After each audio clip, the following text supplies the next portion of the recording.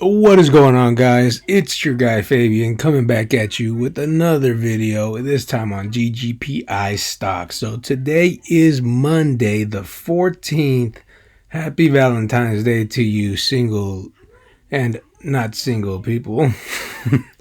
But yeah, today's the day after the Super Bowl. As you guys know, in my previous video, GGPI did in fact release a Super Bowl ad. If I put it up on my page on my YouTube account, so if you guys want to see it, go ahead and just check it out. But that being said, yeah, today the stock, I think some people were expecting the stock to kind of skyrocket after the Super Bowl ad, right? But I think the hype was already priced in, right, guys? So this little run up here, yeah, is most likely because of the Super Bowl ad, right? Like a few days before the news came out, the stock was already kind of moving upward. So that that could be the reason why the stock didn't have such a big move to the upside today.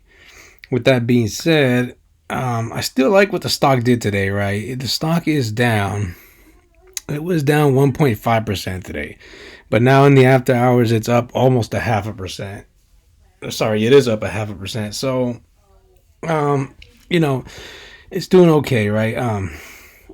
What I want to see from this stock, what I've been telling you guys is, it needs to stay above this support here at $11.08, which it did, right? So it did dip pretty low today. It dipped down to $10.77, but then the stock did end up trading at $11.08. So it just needs to stay above that, and I think the stock will be fine.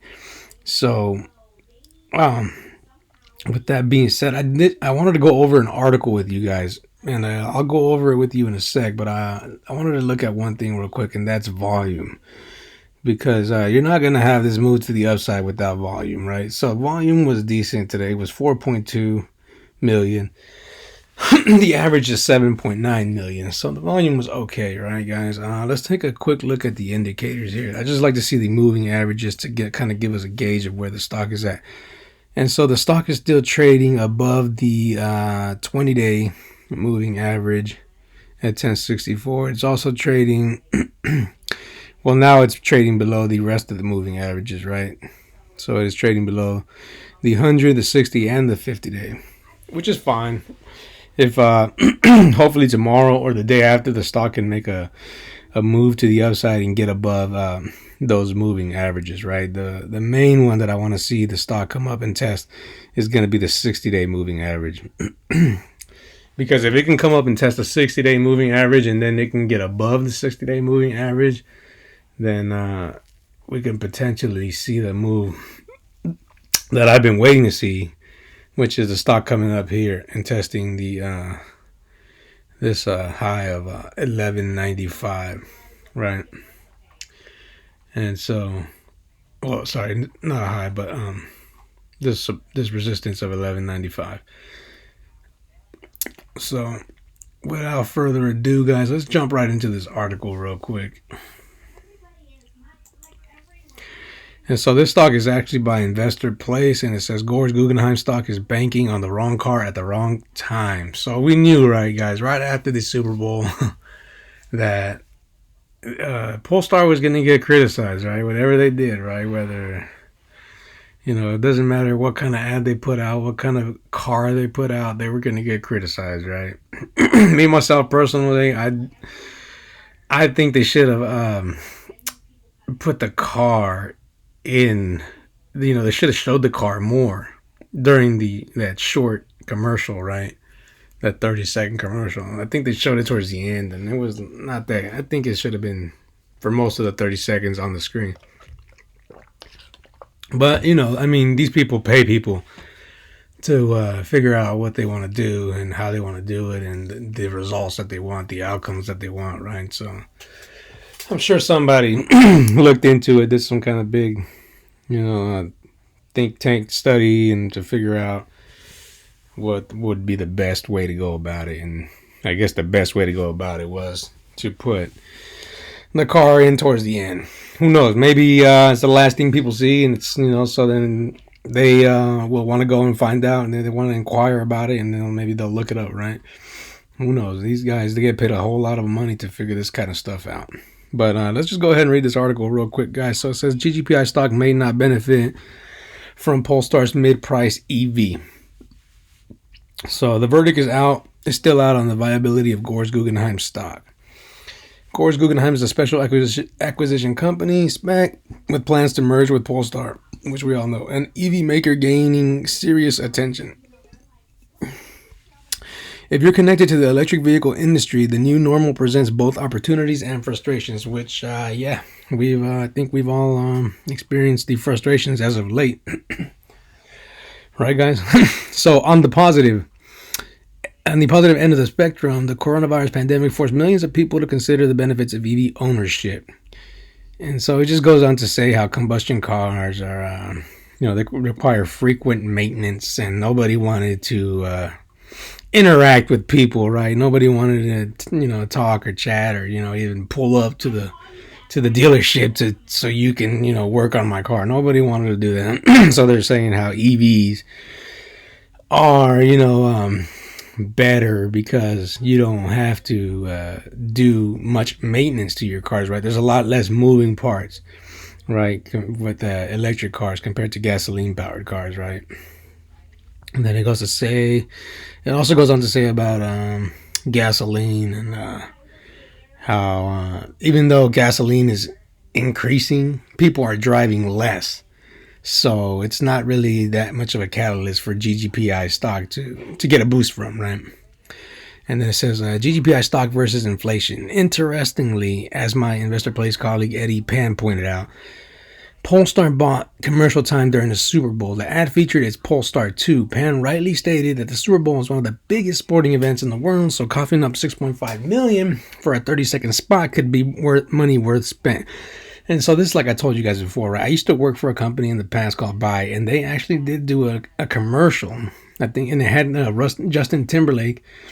And that commercial for the Super Bowl actually it worked out very well, right? Like I told you guys, the guy that started Buy, Ben Wise, he ended up selling the company not too long after that. So who knows, right? I mean, I would say that definitely put Buy on the map, right, guys?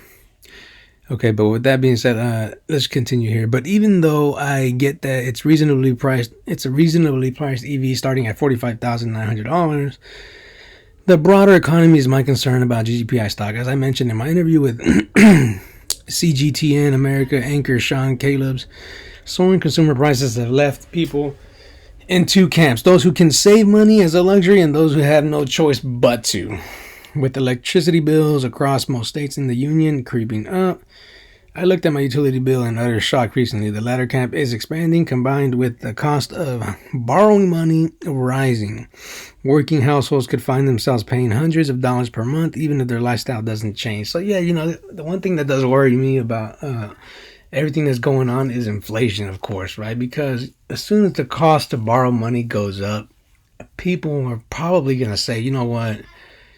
I'll just keep my 10-year-old car instead of going out and buying the new electric car that I've been wanting to buy. So that does worry me, right, guys? And it should worry everybody. But at the end of the day, I think you still gotta outweigh the pros and the cons. And I think it's still worth investing in these companies, right? And it's not like they're gonna, tuck their tail and run either, right? They're gonna continue to adapt, right? They gotta adapt. Nobody saw the pandemic coming, but it's here. You gotta adapt and continue to push forward. And that's why you pay the CEOs the big bucks, the engineers the big bucks to figure all this stuff out, right? But yeah, I mean, I looked at my electricity bill today and that thing was like super high. But then I forgot to pay it, man. So it was two bills in one. Whoops. All right, sorry about that. I'm just going off on a tangent here. Anyways, it says Well, those hundreds of dollars per month could be used to lease the Polestar 2 or finance it. Instead, inflation has now become the primary competitor to the Polestar 2. So yeah, that's what I'm saying, right? Inflation, right? The cost to borrow going up. It's not good. Needing outside help. If the pandemic never happened, I might have a different tune on GGPI stock. Prices would be stable. Supply chains would be free flowing. And everyday folks would be interested in making the transition to electric. We don't have the luxury of pondering what is, unfortunately. We've got to deal with the circumstances at hand. Presently, I'm just not sure if enough of the consumer base is ready or interested in making the shift to EVs. In short, there are so many other concerns that need to be addressed that I am still going to have to sit on the sidelines with GGPI stock despite its recent momentum. And that's good, right? I mean, and that goes for anybody. If you're having your doubts, if you're having, if you're worried about inflation, if you're worried about, this war, if you're worried about coronavirus and all this stuff, I mean, this is not financial advice, but if I was worried, I wouldn't jump into the market, right? I would say, you know what, it's not for me. I'm going to just hold on to my cash and I'm going to sit this one out until I think, until I'm confident that it's a good time to jump back into the market, right? But like this guy is saying, right? He's just saying there's so much other stuff going on. He's not sure if people are going to be ready to make them shift to EVs. And I disagree with that, but I do think people are, they do want to make the shift to EVs, right? I think people are tired of smelling gasoline burning, oil leaking everywhere and all that kind of stuff, right? So I do think people are ready to make the move, but yeah, like he's saying, in this country, the U.S., the wealth gap is getting bigger and bigger and bigger. And, the middle class is getting squeezed more and more and more, right? So a lot of people that would be buying these electric vehicles might say, hey, you know what? I'm going to hold off because I need money for, I don't know, little Mikey's braces or, whatever else, right? Whatever other kinds of expenses that regular people have nowadays, right? I need a new bed or whatever. Who knows, right? So, yeah, that it's a little bit concerning with everything, and also with everything going on right now. But you should always do your homework and see if you want to jump into the market and what kind of stocks you're jumping into, right? Don't just jump into them because some guy on YouTube tells you, hey, this is a good stock to jump into. But yeah, let's take a quick look, guys, at the TipRanks for Gore's Guggenheim, and they still, I believe, they still don't have a analyst rating for them, but it's always fun to just kind of check up on them. So the stock analysis, they're giving it a smart score of a 5, which is neutral. Sentiment on TipRanks is very positive. In the last 30 days, it's up 4.1%. On the last 7 days. And in the last 30 days, it's up 10%. So sentiment is good amongst TipRanks investors, right? The blogger opinions are bullish, which, yeah, I guess I kind of fall into that category, and I do consider myself bullish on it because I just see so much potential with the stock and the company, right? And their fundamentals are great. Hedge fund activity has decreased, which is still not surprising. A lot of these hedge funds are pulling their money out. They're putting it in the what they consider to be more safer stocks, right? Your Googles and your Apples and whatnot. But let's take a quick look. Yeah, see, they're still not giving it any analyst rating, so I'm sure soon enough they will once it goes.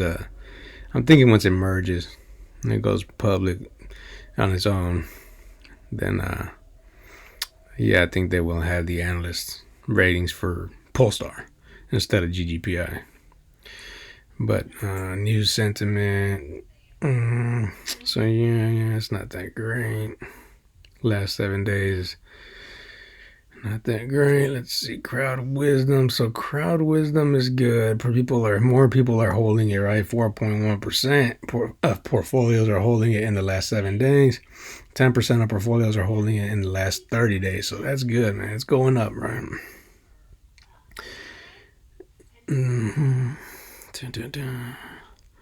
So, yep. Let's take one quick look at the chart again, then I'll let you guys go.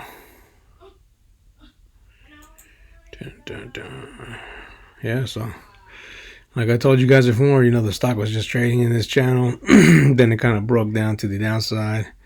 Right, we had 2 double tops, and then you had the break to the downside, and now we're just kind of waiting to see if this stock can, it got back in this channel, so now let's just wait to see if we can get above this,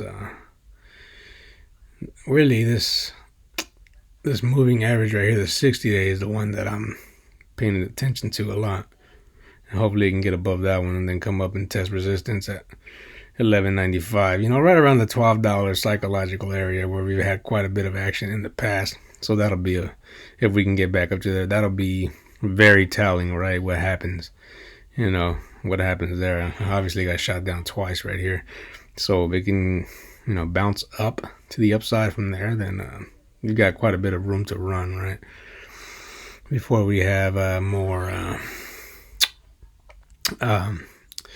areas of price action, probably around here, the $13.30 area, we'd have some good decent action there. And if we can get above that, then up here to our previous area of resistance. Well, yeah, guys, keep your eyes on GGPI, and like always, if anything pops up, I'll try to be the first to bring it to you. But I want to thank you guys for liking and subscribing to my videos, and I'll see you guys on the next one. Peace.